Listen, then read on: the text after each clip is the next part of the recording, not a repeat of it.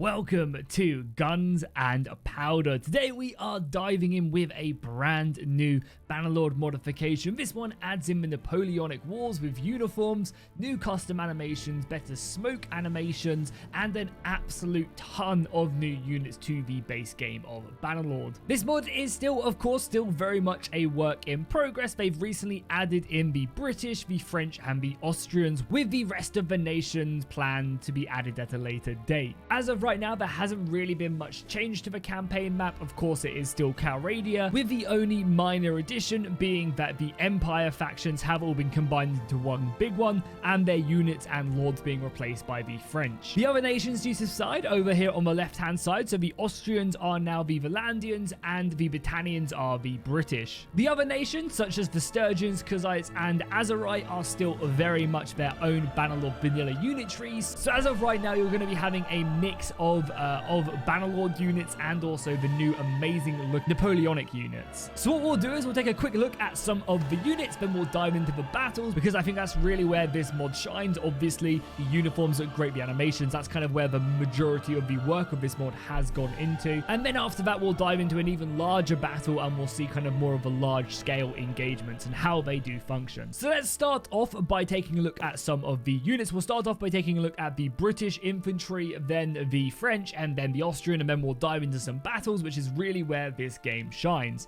So to start off, we have a pretty large and diverse roster for pretty much every single faction in the game. If we take a look at it, we can see this is the British unit line. So we start off with a pretty kind of basic tier musketman, and then we go down, we can kind of diversify if we want to into British line that goes into guard, infantry, rifleman. So you've got kind of that iconic green uniform, and also the British light infantry. There's another one which goes often into King's German Legion. We have Highlanders in the game as well. They have a custom kilt as well, looking very good, along with some additions to that. And then we also have a whole wealth of cavalry as well. We've got Hussars, Dragoons, Heavy Dragoons, and also the Horse Guard. All of them looking very nice indeed. Again, I think even some of them have some really nice kind of crossier chest plates as well. And then, of course, you can see the units right here in their uniforms. Again, ignore the rifles sticking out their back. It's just kind of how Bannerlord associates these weapons with the in-game units. Again, you've got officers as well, so you even have noble troop lines as well. There's a whole range of different officer units that can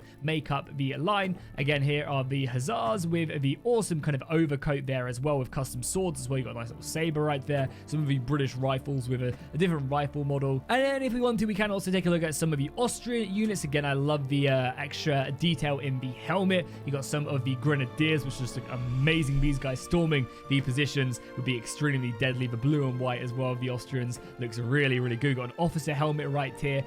Some more of the Grenadier riflemen going down into Jaegers. Also, again, that custom rifle in there. And then just a couple other ones. These are more of the long ones. And then we also have some very light uniforms as well. Some bright green and yellow. You're not going to be able to miss them, along with some custom lancers. These are Alans. I think these are basically Lancer cavalry, even if that is maybe the French variant. And then finally, we also have the French units. Again, I was talking about that amazing chest piece, which looks really good. Some of the French Grenadiers right here. I believe we also have Old and Young Guard as well. We've got some National Infantry, so basically some Revolutionary Infantry, some French Voyeurs, which look amazing. Yeah, here you go. Here are some of the Young Guard as well, with the pleated trousers and boots looking really nice. And then also finally what we'll do is, again, you can kind of see the French unit line as well. It's very similar in the way they've structured these.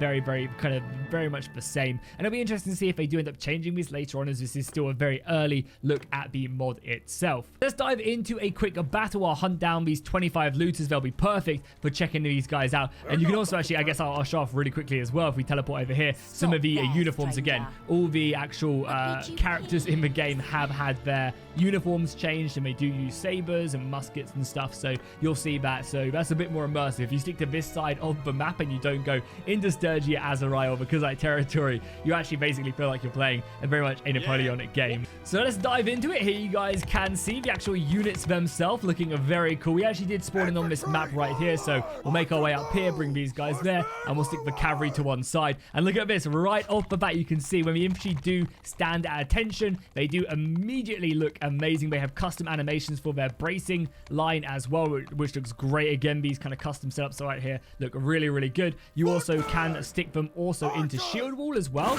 And then, oh, that first volley as well, looking really good as the enemy do approach us. So the shield wall is great for like a multiple line formation. And, you know, you can see several ranks firing in a very, very nice format right there. Custom animations on all the reloads. You got some of these sharpshooters on the right-hand side. And then also our front line as well, getting ready to hold the line. Again, you guys can stick these into shield wall. I feel like shield wall is a very nice kind of setup right there with them. And again, you can tell them to hold fire if you want to.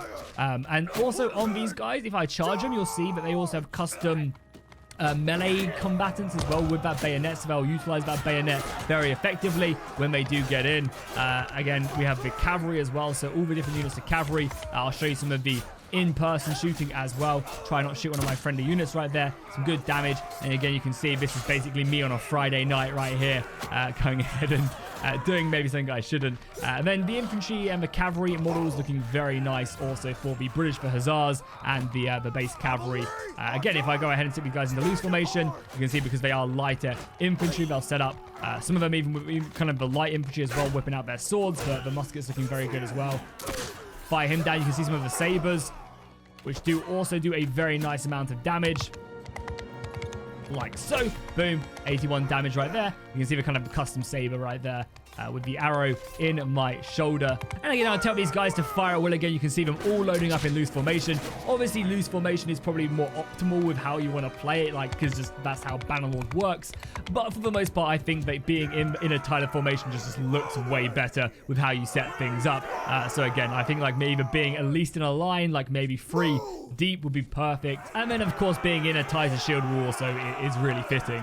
So now that we've taken on a bunch of looters, now let's actually take on some proper Austrian soldiers. Again, you can see they look really good, and we'll declare war on Austria and we'll fight them for a proper battle. Okay, so here we are on the battlefield. The men are standing at attention. We've got basically line and also the light infantry scattered in here at the same time. They are going to take a little volley, and look at that in line. I love how they stand in between one another, firing off that first shot of the enemy cavalry, which is seemingly charging at me right off the bat. I guess we're going to have to try and form a square and defend this. It does seem like they are coming in. So, oh, I did the wrong one. I did the wrong one. Form a square quickly. Hopefully we can just about mount that. The enemy are coming in. The lancers. Yeah, it's going to be painful. They're going to rip through my line. The men are whipping out, even using the butts of their rifles there to attack. We're charging our own cavalry as we form a square, but of course it's going to make us kind of vulnerable to the enemy line. The square, though, proving its worth as we do now reform and deal quite handedly, honestly, with the enemy line. Okay, the cavalry has now been dealt with. Let's set our main line and we'll go into a line again.